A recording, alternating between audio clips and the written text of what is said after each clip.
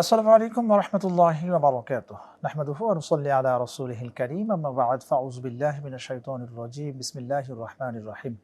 আহসিবান নাস আন ইউতরাকু আন ইয়াকুলু আমান্না ওয়া হুম লা ইফতানুন। সাদাকাল্লাহুল আযীম। দূরের কাছের দেশের ও প্রবাসীর যারা যেখান থেকে যুক্ত হয়েছেন আরটিভির নিয়মিত আয়োজন প্রাণ নিবেদিত প্রশ্ন করুন অনুষ্ঠানে আপনাদের অন্তরের অন্তঃস্থল থেকে আন্তরিক মোবারকবাদ জানাচ্ছি আমি আব্দুল লতিফ সোহাগ গাজী।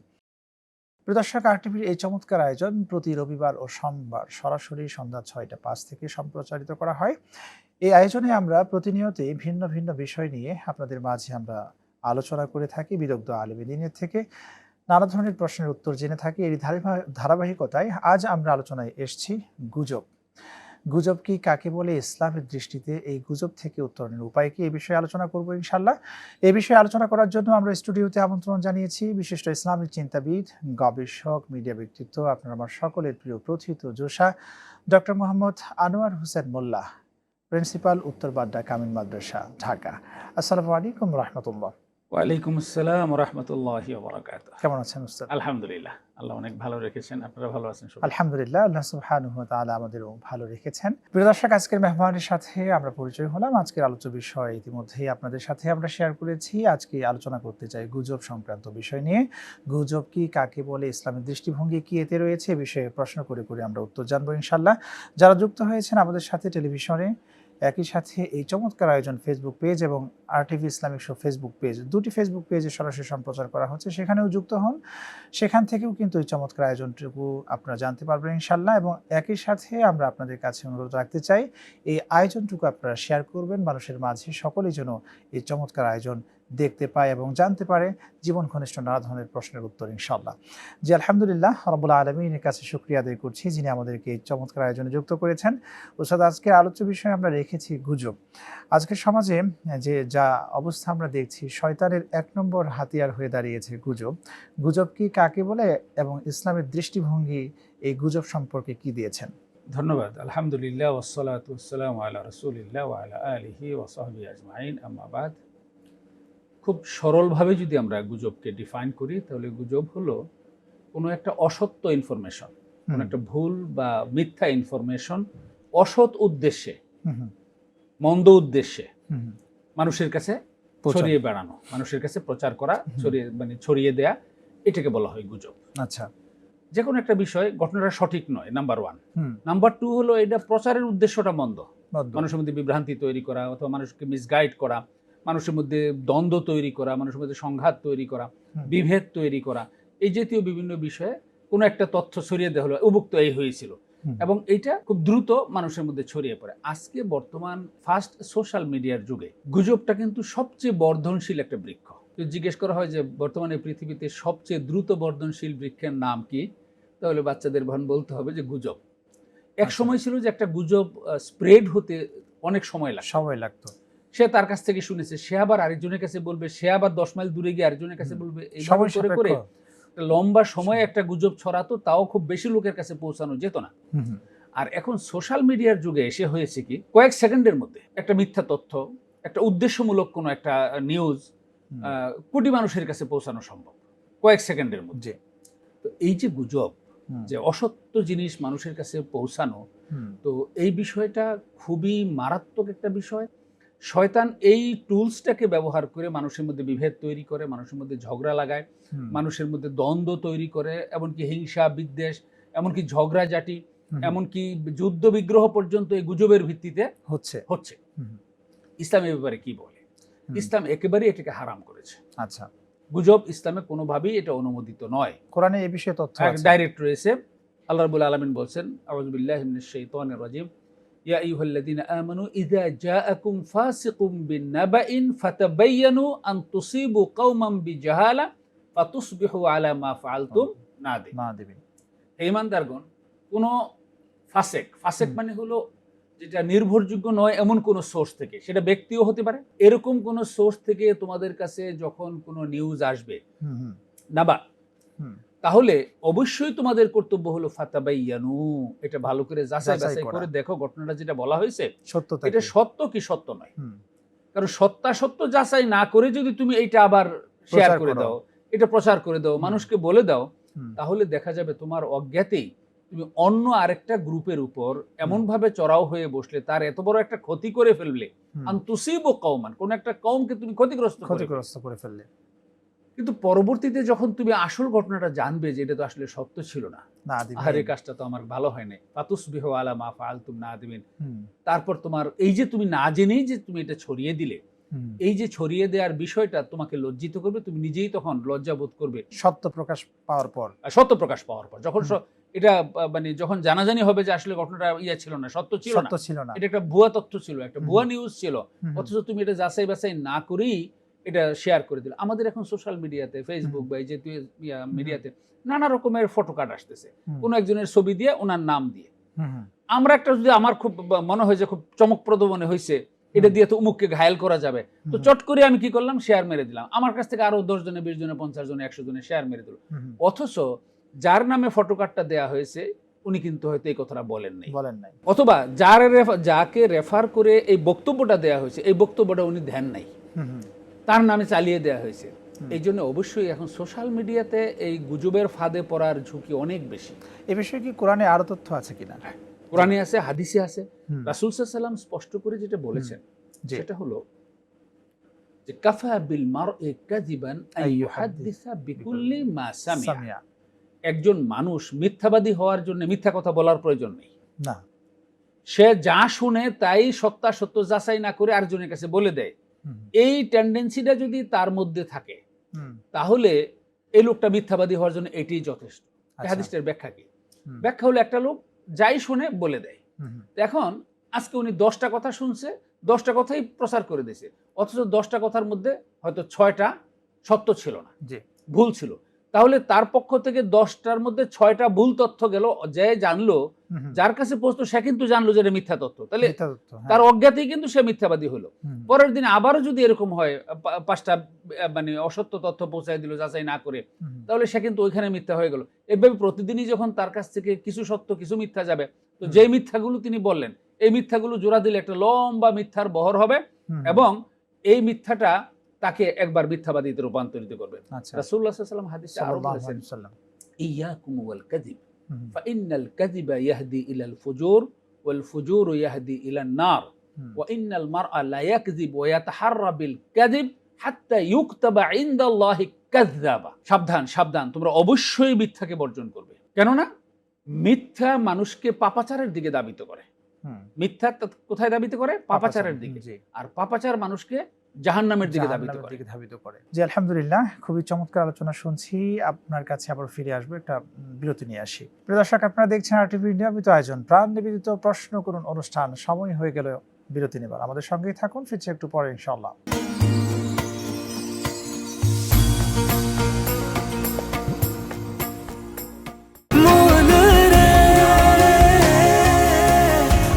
এভাবে ভরপুর বেঁচে থাকাটাই জীবন, আর জীবনের স্বাদের অনিবার্য সঙ্গী প্রাণ।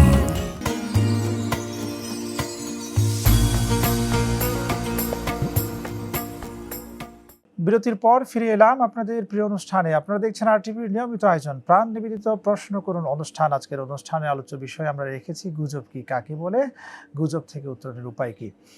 জি, আলহামদুলিল্লাহ, আপনি যেখানে ছিলেন আলোচনায় সেখান থেকে আবার আমি শুনতে চাই। রাসূলুল্লাহ সাল্লাল্লাহু আলাইহি ওয়াসাল্লাম হাদিসে বলেছেন যে মুনাফিকের আলামত সম্পর্কে 3টা, জি, যে আয়াতুল মুনাফিকি সালাস। তো আরেক হাদিসে অবশ্য আরেকটা 4টা বাড়িয়ে বলা হয়েছে। 3টা মুনাফিকের আলামত, আয়াতুল মুনাফিকি সালাস, মুনাফিকের নিদর্শন হলো 3টা। ইজা হাদ্দাসা কাযাবা, যখন সে কথা বলে মিথ্যা কথা বলবে। ওয়া ইজা ওয়াদা আখলাফা, যখন সে ওয়াদা করে, মানুষকে কোনো প্রতিশ্রুতি দেয়, প্রতিশ্রুতি ভঙ্গ করে। ওয়া ইজা তুমিনা খান, আর যখন তার কাছে কোনো আমানত রাখা হয় তখন সেটা খেয়ানত করে। এই গুজবের মধ্যে এই হাদিসের 2টা এলিমেন্ট আমাদের এখানে প্রযোজ্য। প্রথমটা হলো মিথ্যা, দ্বিতীয়টা হলো আমানত। কোন একজন একটা লোক, আমি যখন কোনো একটা তথ্য পেলাম, কোন একটা ইনফরমেশন পেলাম, কোন একটা কথা আমি জানলাম, প্রথমত এই কথাটা কিন্তু আমার কাছে আমানত।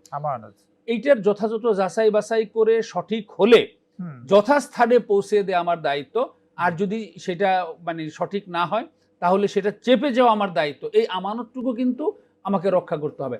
আর যারা যেটা পায় সেটাই ছড়িয়ে দেয়, কিন্তু অনেকে সুযোগের অপেক্ষায় থাকে, এভাবে করে যে না আজকে তো পেয়েছি রে, একেবারে সুন্দরভাবে ছড়িয়ে দেই। এই যে মানসিকতা আমাদের সমাজে কিন্তু আছে ওস্তাদ। না, এইটা যদি মানে যাদের মধ্যে এটা আছে তারা ইমানের মানে পরিপন্থী কাজ করছে। আচ্ছা, রাসূলুল্লাহ সাল্লাল্লাহু আলাইহি ওয়াসাল্লাম হাদিসে বলেছেন, আল মুসলিমু মান সালিমা আল মুসলিমুনা মিন লিসানিহি ওয়া ইয়াদিহি। প্রকৃত মুসলিম সেই যে ব্যক্তির কথার অনিষ্ট থেকে এবং কাজের অনিষ্ট থেকে অন্যরা নিরাপদ থাকে। তাহলে এখানে কথার মাধ্যমেও সে কিন্তু একজনের ক্ষতি করতে যাচ্ছে, আবার এই যে কাজটা সে করছে, সুযোগ পেয়েছি তো তাকে দিয়ে দিলাম, সুযোগ পেয়েছি তো তাকে একেবারে 14 গোষ্ঠী উদ্ধার করে দিলাম, তার সর্বনাশ করে দিলাম, মানুষ তো তার সম্পর্কে একটা বিরাট খারাপ ধারণা তৈরি হয়ে যাবে। এই যে একটা অসৎ উদ্দেশ্যে এই কাজটা যে করা হয়, এটা ইমানের সাথে সরাসরি সাংঘর্ষিক।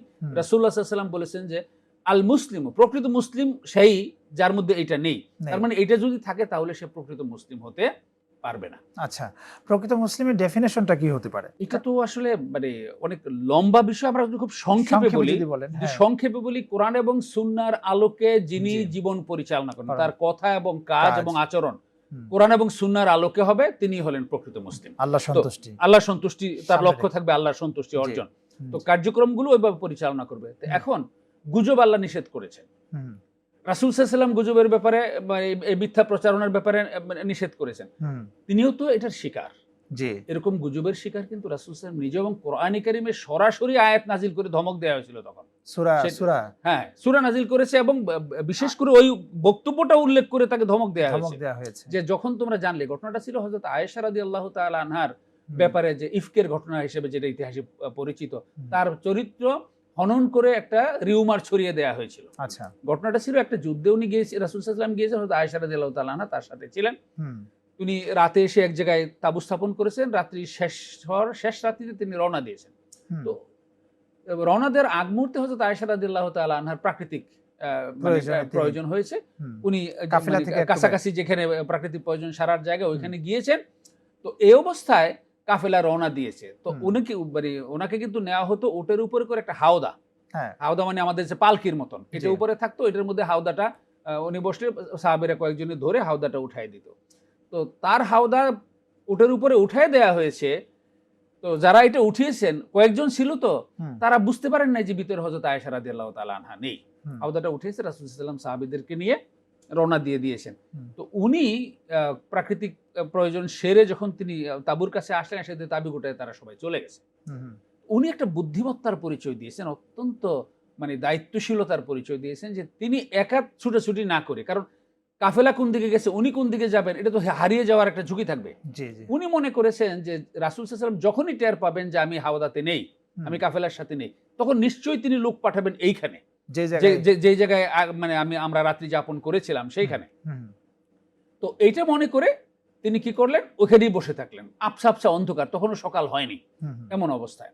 তো রাসূল সাল্লাল্লাহু আলাইহি ওয়াসাল্লামের একটা মানে স্ট্র্যাটেজি ছিল যে যখন কোনো কাফেলা কোথাও যেত, তো রাত্রি যাপন যেখানে করতো, ওইখান থেকে কাফেলা রওনা দেওয়ার পরে তিনি একজন পশ্চাৎগামী একজন লোককে রেখে যেতেন, যেই ব্যক্তি ওইখানে আমাদের যে মানে ওই কাফেলার লোকেরা কিছু ফেলে গেল কিনা, এই জিনিসগুলো দেখে যদি কেউ কিছু ফেলে যায় সেগুলো যেন কুড়িয়ে নিয়ে আসতে পারে। তো উনি থেকে গেলেন যে সকাল হলে, অন্ধকার যখন যাবে, সূর্যের আলো যখন ফুটবে, তখন ভালো করে চেক করবেন এটা। তো ভালো করে যখন সকাল ফুটলো, চেক করলো, তাকায় দেখেন যে ওইখানে চুপচাপ গুটিসুটি হয়ে একজন কাউকে যেন দেখা যাচ্ছে। তখন তিনি কাছে গেলেন, বললেন যে আমি আয়েশা। তো আপনার এই অবস্থা কেন? পরে বললো যে এই ঘটনা। আপনি টেনশন করেন না, রাসূল সাল্লাল্লাহু আলাইহি ওয়াসাল্লাম কোন রাস্তায় গেছে সেটা আমাকে বলে গেছেন, আমি হলাম ওনার পশ্চাৎগামী অনুসারী, আপনাকে আমার বাহনে উঠাচ্ছি, আপনাকে হেঁটে হেঁটে আমি নিয়ে যাচ্ছি। সসম্মানে তাকে কি করলেন, বাহনে উঠালেন, এবং তিনি তাকে কাফেলায় নিয়ে শামিল করলেন। এবং রাসূল সাল্লাল্লাহু আলাইহি ওয়াসাল্লাম যখন দেখলেন, তখন তিনি খুব খুশি হলেন। এটা অত্যন্ত মানে দায়িত্বশীল একটা ভূমিকা কিন্তু ওই সাহাবী পালন করেছেন। এই সুযোগে তো গুজব ছড়ানো হয়েছিল। তখন মানে দুষ্ট কিছু লোক, মুনাফিকদের মধ্যে দুষ্ট কিছু লোক এই সাহাবী এবং হযরত আয়েশার ব্যাপারে একটা অনৈতিকতার গুজব ছড়িয়ে দিয়েছিল, এবং এই গুজবটা মদিনার বিভিন্ন মানে লোকের মুখে মুখে ছড়িয়ে পড়েছিল, এবং এটা প্রায় গোটা মদিনা জুড়েই স্প্রেড হয়ে গিয়েছিল। এবং এক পর্যায়ে যখন হযরত রাসূল সাল্লাল্লাহু আলাইহি ওয়াসাল্লামের কানে এটা আসলো, হযরত আবু বকর রাদিয়াল্লাহু আনহু কানে এটা আসলো, তারা খুব কষ্ট পেলেন। কেউ কেউ এটা বিশ্বাসও করা শুরু করছে যে হলে হতেও পারে। আল্লাহ রাসূল সাল্লাল্লাহু আলাইহি ওয়াসাল্লাম এরকম একটা দুদুল্যমান অবস্থার মধ্যে ছিলেন। তখন বলেছেন, তুমি ঠিক আছে, আপাতত থাকো তুমি ওইখানে, আমি দেখি আল্লাহ এই ব্যাপারে কি ফায়সালা নাজিল করে। আল্লাহ রাব্বুল আলামিন সরাসরি কোরআনের আয়াত নাজিল করে হযরত আয়েশাকে সার্টিফাই করলেন, এবং তিনি যে পুত পবিত্র এটা আল্লাহ তাআলা জানালেন, এবং খুব ধমক দিয়ে বললেন যে ওই ফাসিকরা যখন তোমাদের কাছে এসে এই তথ্যগুলো বললো, ছড়ালো, তো তোমরা এটা যাচাই করে দেখলে না কেন?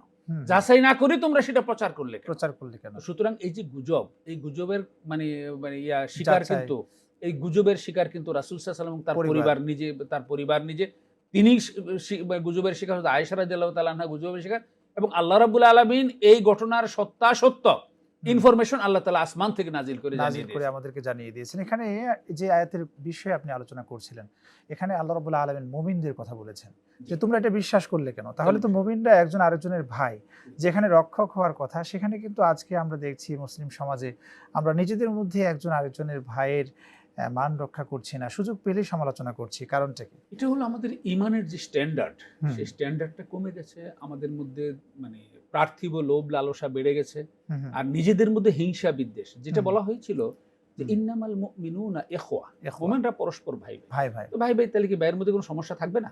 তার মধ্যে কোনো ত্রুটি বিচ্যুতি থাকবে না? তাহলে কি করব? তখন আল্লাহ বলেছেন ফাআসলিহু বাইনা আখাওয়াইকুম, যদি কোনো সমস্যা থাকে তাহলে সেটা তোমরা কি করো? সংশোধন করে দাও, সেটা সংস্কার করে দাও, সেটা মেরামত করে দাও। মুমিনদের কাজ এটা।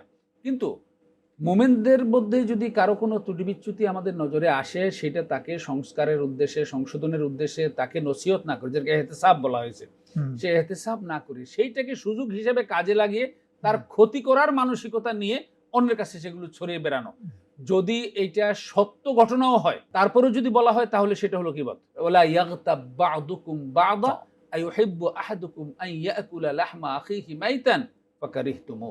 কোন ব্যক্তি তার মৃত ভাইয়ের গোশত খাওয়া পছন্দ করো না, তো এইটাও ওরকম জঘন্য একটা অপরাধ, সুতরাং এটা থেকেও তোমরা বিরত থাকো। জি, আলহামদুলিল্লাহ, আমরা খুব গুরুত্বপূর্ণ আলোচনা শুনছি। সময় হয়ে গেল আরো একটি বিরতি নেবার। প্রিয় দর্শক, আপনারা দেখছেন আরটিভির নিয়মিত আয়োজন প্রাণ নিবেদিত প্রশ্ন করুন অনুষ্ঠান। সময় হয়ে গেল আরো একটি বিরতি নেবার, আমাদের সঙ্গেই থাকুন, ফিরছি একটু পরে ইনশাআল্লাহ।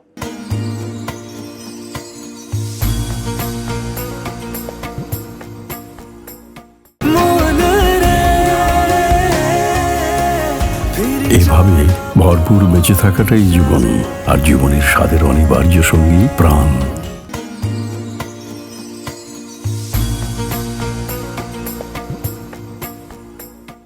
বিরতির পর ফিরে এলাম আপনাদের প্রিয় অনুষ্ঠানে। আপনারা দেখছেন আরটিভির নিয়মিত আয়োজন প্রাণ নিবেদিত প্রশ্ন করুন অনুষ্ঠান। আজকের অনুষ্ঠানের আলোচ্য বিষয় আমরা রেখেছি গুজব কি কাকে বলে, গুজব কিভাবে ছড়ায় শয়তান, এই গুজবের পেছনে কিভাবে কাজ করেন। কোরআন, সুন্নাহ এবং বিজ্ঞান ভিত্তিক খুব চমৎকার আলোচনা শুনছি আলহামদুলিল্লাহ। জি ওস্তাদ, যেখানে আপনি ছিলেন, এই আয়াত নাজিল হওয়ার পরে সাহাবায়ে কেরামদের মধ্যে একটা টেনশন চলে আসলো যে কোনটা গীবতের মধ্যে পড়ে। তো রাসূল সাল্লাল্লাহু আলাইহি ওয়াসাল্লামকে জিজ্ঞেস করলেন গীবত কি, যে মাল গীবা ইয়া রাসূলুল্লাহ। আরেক আয়াতে আসছে আতাদরুনা মাল গীবা, অন্য হাদিসে আছে আল্লাহ রাসূল নিজেই জিজ্ঞেস করেছিলেন তোমরা গীবত কি সেটা জানো। আরেক রাওয়ায়াতে আসছে যে সাহাবীদের মধ্যে কেউ একজন প্রশ্ন করেছেন যে গীবত কি ইয়া রাসূলুল্লাহ। তখন তিনি বলেছিলেন যিকরুকা লি আখিকা মা ইয়াকরা, তোমার কোনো ভাইয়ের অবর্তমানে তার সম্পর্কে এমন কোনো কথা বলা যে কথাটা বলা সে পছন্দ করছে না, যেটা তাকে অসম্মানিত করবে, যেটা তাকে বিব্রত করবে, এরকম কোনো কথা যদি তুমি তার অবর্তমানে বলো তাহলে সেটাই হলো গীবত। আবার পাল্টা প্রশ্ন করলো, লাউ কানা ফি আখি মা আকুলু ইয়া রাসূলুল্লাহ, যদি আমি যেই কথাটা বলছি সেই দোষটা যদি আমার সেই ভাইয়ের মধ্যে থাকে তাহলেও কি সেটা গীবত হবে? আল্লাহ রাসূল খুব জোর দিয়ে বললেন, লাউ কানা ফি আখিকা মা তাকুলু ফাকাদ ইগতাফতা, যদি সেই ত্রুটিটা তার মধ্যে থাকে অথচ তাকে সংশোধন না করে তুমি অন্যের কাছে বলে বেড়ালে, এটাই হলো গীবত। ওয়া ইন লাম ইয়াকুন ফিহি ফাকাদ বাহাত্তা, আর যদি সেটা তার মধ্যে না থাকে তাহলে এটা হলো তুহমত বা মিথ্যা অপবাদ। এই গুজবের মধ্যে যদি সত্য ঘটনাটাও অসৎ উদ্দেশ্যে প্রচার করা হয় তাহলে গীবত ফরম্যাটে গুজব ছড়ানো হচ্ছে। আর যদি বেশিরভাগ গুজবই হয় অসত্য, তো অসত্য যদি হয় তাহলে সেটা সরাসরি তুহমত। এই যে তুহমতটা, এটা অত্যন্ত জঘন্য একটা অপরাধ, এর শাস্তি এটা কবিরা গুনাহ, এটা একেবারে সাফ কবিরা গুনাহ। কারো বিরুদ্ধে কোনো তুহমত দেওয়া ইসলামে একেবারেই এটা নিষেধ করা হয়েছে, এটা কোনো অবস্থাতেই করা যাবে না, এটা সম্পূর্ণ কবিরা গুনাহ। তো এই যে মানুষকে হেয় প্রতিপন্ন করার জন্য অথবা অসৎ উদ্দেশ্য হাসিলের জন্য আমার প্রতিপক্ষের কোনো একজন গ্রুপ, আমি একটা আইডিওলজিতে বিশ্বাস করি, ভিন্ন আইডিওলজির লোক, দেখা যায় আমরা কি করছি, সে মানে তাকে নানাভাবে হ্যাও করার জন্য নানা মিডিয়া আমরা এখন ব্যবহার করছি, বিশেষ করে সোশ্যাল মিডিয়া সহ। তো সেটা অনেক সময় রাষ্ট্রীয় কার্যের ব্যাপারে হয়, অনেক সময় মানে বিভিন্ন গ্রুপের কোনো কার্যক্রম সম্পর্কে, কোনো ব্যক্তির কার্যক্রম সম্পর্কে হয়। রাষ্ট্রের অনেক ব্যাপারে অনেক সময় গুজব ছড়িয়ে দেওয়া হয়, হঠাৎ করে দেখা যায় একটা সারা দেশ জুড়ে একটা ব্যাপক বিশৃঙ্খলা তৈরি হয়ে গেছে। আমাদের সমাজে আমরা দেখছি যে তেলের দাম, লবণের দাম, আলু, পেঁয়াজ এগুলো সম্পর্কে তো আমাদের সমাজে গুজবের একটা বিষয় ছিল। ব্যাপক এই তেলে শর্ট পড়ে যাচ্ছে, এই যে পেঁয়াজ তো শেষ হয়ে যাবে, সবাই এখন গিয়ে করছে, দরকার ছিল 3 কেজি হাই গিয়ে 2 মণ কেনা শুরু করে দিয়েছে। বাজারে একটা কৃত্রিম সংকট তৈরি হয়ে গেছে। এই যে এখন তেলের ব্যাপারে যে এখন আমাদের প্রত্যেকটা পেট্রোল পাম্পে 1-1.5 কিলোমিটার করে লম্বা লম্বা লাইন, জি এটা যে শুধু তেলের সংকটের কারণে এটা হয়েছে ব্যাপারটা এরকম না, এখানেও একটা গুজবের বিষয় কিন্তু কাজ করেছে। না না যুদ্ধ লেগে গেছে, তেল আর আসবে না, শুধু আগামী 6 মাসের তেল আমাকে কি করতে হবে, সংগ্রহ করে রাখতে হবে। এই যে একটা মানসিকতা তৈরি হয়েছে এই গুজব ছড়ানোর মাধ্যমে। অথচ সরকার কিন্তু আমাদেরকে নিশ্চয়তা দিয়েছিলেন যে আমরা আমাদের মজুদ রয়েছে তেল, আমরা এটা সার্ভিস করতে পারবো, কিন্তু সেই জায়গায় কিন্তু আমরা এটা বিশ্বাস করাতে পারিনি সাধারণ জনগণ। এবং এই ক্ষেত্রে কিন্তু এই যে গুজবটা ছড়িয়ে দেওয়া হচ্ছে, না না যদি না পাইলাম পরে কি হবে। এখন দেখা যায় মানে বিভিন্ন জনের বাড়িতে গাড়িতে করে তেল নিচ্ছে, নিয়ে ড্রামের মধ্যে ভরে বাড়িতে রেখে দিচ্ছে, গোডাউনের মধ্যে রেখে দিচ্ছে, কি হচ্ছে যদি পরে তেল না পাওয়া যায়।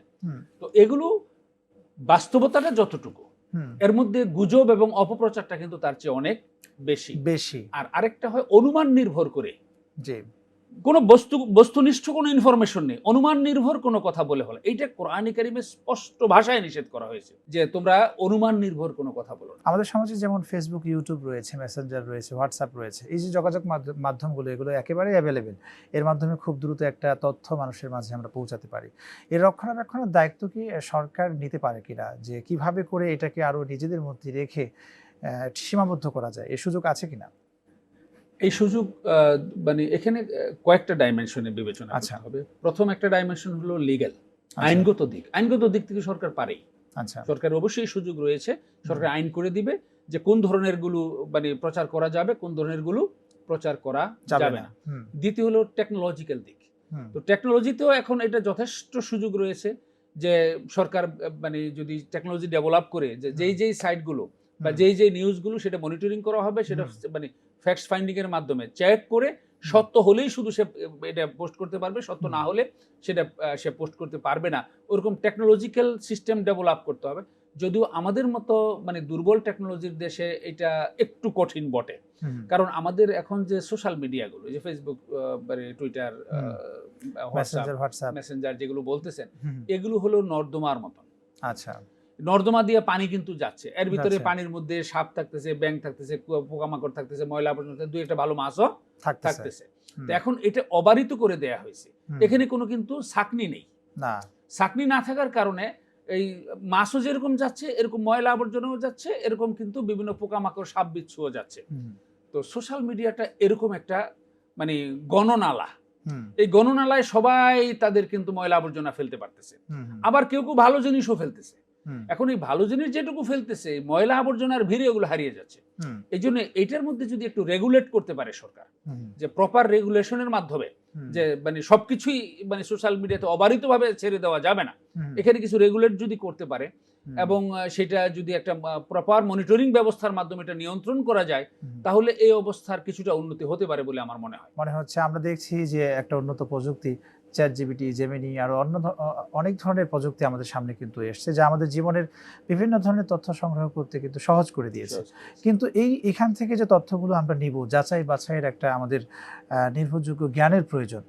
তো আমাদের মধ্যে কি সেই জ্ঞানটা রয়েছে যে আমি চ্যাটজিপিটি থেকে একটা তথ্য নিলাম, কোরআন হাদিসের তথ্য? অনেকে আছেন যে আলেম ওলামাদের কাছ থেকে জিজ্ঞাসা করার পূর্বে সে চ্যাটজিপিটি থেকে একটা প্রশ্ন করে উত্তরটা জেনে নেয়, এবং অনেকে আছে আমল করাও শুরু করে দেয়। আপনি তাদের উদ্দেশ্যে কি বলবেন? না, এই ব্যাপারে কোরআন শরীফ ডাইরেক্ট নির্দেশ প্রদান করেছে যে আমার যে বিষয়ে জ্ঞান নেই সেই বিষয়ে কিন্তু অ্যাডভান্স হওয়া যাবে না। আচ্ছা, আল্লাহ তাআলা বলে দিয়েছেন, ওয়ালা তাকফু মা লাইসা লাকা বিহি ইলম, যে বিষয়ে তোমার জ্ঞান নেই সে বিষয়ে তুমি অ্যাডভান্স হও না, সে বিষয়ে কোনো কথা বলো না, সে বিষয়ে কোনো কাজ করো না, কোনো ভূমিকা তুমি রেখো না। ইন্নাস সামআ ওয়াল বাসারা ওয়াল ফুআদা কুল্লু উলাইকা কানা আনহু মাসউলা, যে তোমার চোখ, তোমার কান, তোমার অন্তর, হৃদয়, অন্তঃকরণ, এই সবকিছুর ব্যাপারেই কিন্তু কিয়ামতের দিন আল্লাহর কাছে জবাবদিহি করতে হবে। তো যে বিষয়ে তোমার জ্ঞান নেই সেই বিষয়ে তুমি যখন ভূমিকা রাখতে যাবে তখন ভুল করার যথেষ্ট ঝুঁকি রয়েছে। এই জন্যই তো বলা হয়েছে নাউমুল আলিমি খায়রুম মিন ইবাদাতিল জাহিল, যে একজন জ্ঞানী ব্যক্তি ঘুমায় থাকলেও তার নিজেকে সেভ করার জন্য সে ওই একজন মানে ইবাদত বন্দেগীকারী একজন জাহেলের চেয়ে সে ভালো অবস্থানে আছে। কারণ সে কিন্তু মানে যেহেতু তার জানার সুযোগ রয়েছে, সে জ্ঞানী, সে খারাপে পা দিতে পারবে না, বা খারাপে পা দিতে গেলে তার বিবেক বাধা দেবে, এটা কিন্তু খারাপ। আর ও তো জানবে না কোনটা খারাপ কোনটা ভালো। এই জন্য না জানা পর্যন্ত, আমি যতক্ষণ না জানবো ততক্ষণ পর্যন্ত আমাকে জানার চেষ্টা করতে হবে। আবার অনেক সময় দেখা যায় উল্টাটা, আপনি একটা বিষয় সম্পর্কে ভালো নলেজ আছে, আরেকজন ওই যে সোশ্যাল মিডিয়া থেকে, ইউটিউব থেকে, গুগল থেকে, চ্যাট জিপিটি থেকে কোনো একটা ইনফরমেশন আপনার সাথে তর্ক করতে আসে, ওর এই ব্যাপারে কিন্তু কোনো নলেজ নেই, এই ব্যাপারে তার তেমন কোনো জানাশোনা নেই, একটা বিষয় সে জানছে সেটা নিয়ে আসছে। তো এই ধরনের ক্ষেত্রেও কোরআন কিন্তু বলে দিয়েছে যে আমাদের এই ফিতনা এড়ানোর জন্য, এই ঝগড়াঝাটি এড়ানোর জন্য, ওয়াইযা খাতাবাহুমুল জাহিলুনা ক্বালু সালামা, যে ওরকম না জানা লোকেরা, জাহেল মানে হলো যেই বিষয়ে যায় না জানে সে সেই বিষয়ের জাহেল। এমনও হতে পারে এক বিষয়ে সে পিএইচডি আছে কিন্তু অন্য বিষয়ে সে কি জাহেল হতে পারে। অর্থাৎ যার যে বিষয়ে জ্ঞান, আমি যদি কেমিস্ট্রি নিয়ে তর্ক করতে যাই কেমিস্ট্রির কোনো প্রফেসরের সাথে, অথচ আমি কেমিস্ট্রি পড়িয়ে নেই, কথার কথা।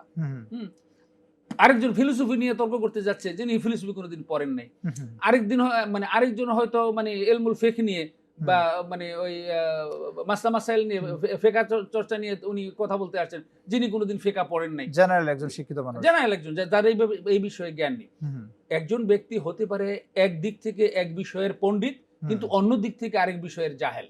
তো ওরকম ব্যাপারে আল্লাহ তাআলা বলে দিয়েছেন যে জাহেলরা যখন, অর্থাৎ যে বিষয়ে যার জ্ঞান নেই সে বিষয়ে যখন ওরকম ব্যক্তিরা তোমার সাথে কোনো তর্ক করতে আসে, কোনো বিষয়ে বার্গেনিং করতে আসে, তো কোনো বিষয়ে তোমার সাথে যুক্তি দিতে আসে, তখন তার সাথে তুমি আলোচনায় যেও না, কারণ কোনো সমাধান হবে না তার সাথে আলোচনা করলে।